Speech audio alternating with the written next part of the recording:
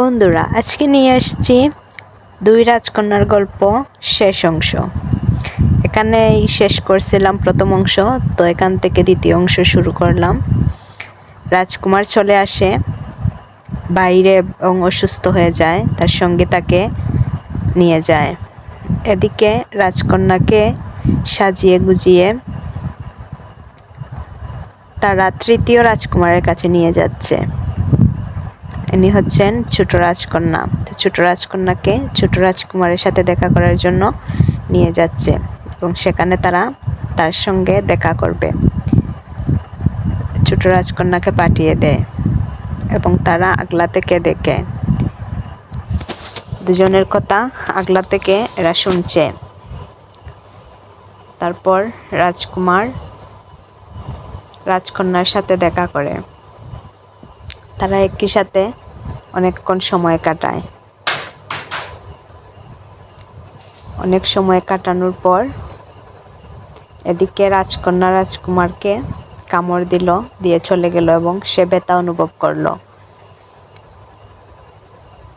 রাজকুমারের বাবা এবং মা তারা ভেবেছিল যে পালিত রাজকন্যাকে তাড়িয়ে দেওয়ার চেষ্টা করছিল। তখনই রাজকন্যার বাবা এসে পড়ে এবং সে বলে যে এটা ওরা ঠিক করছে না, এবং রাজকুমারীর মা পালিত রাজকন্যাকে বলে রাজকুমারীর কাছে ক্ষমা চাওয়ার জন্য, কিন্তু সে ক্ষমা চাইল না।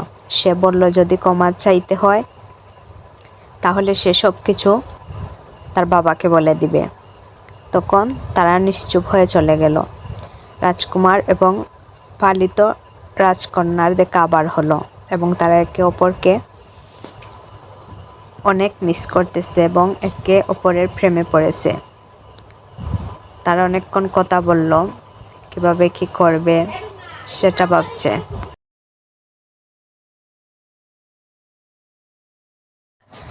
এবং পালিত রাজকন্যা বলল যে এটা আমার আশ্রয় না, এখানে আমি পালিত রাজকুমারী হিসেবে আছি।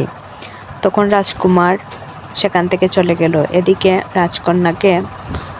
পালিত রাজকন্যাকে রাজকুমারী এবং তার মা মিলে জোর জবরদস্তি করে অন্য জায়গায় বিয়ে দেওয়ার জন্য রেডি করিয়েছে, কিন্তু সেটা রাজকুমার জানতো না এবং রাজকন্যার বাবাও জানতো না।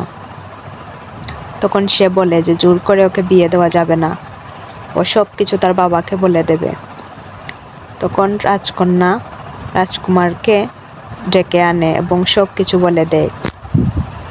রাজকুমার এসে ছুরি হাতে নিয়ে রাজকন্যার বাবাকে আক্রমণ করে এবং বলে যে এটা কি করতেছে। তখন রাজকুমারের বাবা নিচে পড়ে যায়। সে বলল আমি কিছুই জানি না, সব কিছু ওরা মা মেয়ে মিলে করেছে, ওদেরকে আমি ছেড়ে দেবো, ওদের সঙ্গে আর থাকবো না। সে সময় রাজকুমার তাদেরকে আক্রমণ করে, মা এবং কন্যাকে, কিন্তু তারা থাকতে চায়। রাজকুমার বলে যে ওদেরকে না ছাড়লে সে তার প্রতিশোধ নিয়েই ছাড়বে, এবং সেখান থেকে তারা চলে যায় এবং তাদের মিল হয়ে যায়। ধন্যবাদ সবাইকে।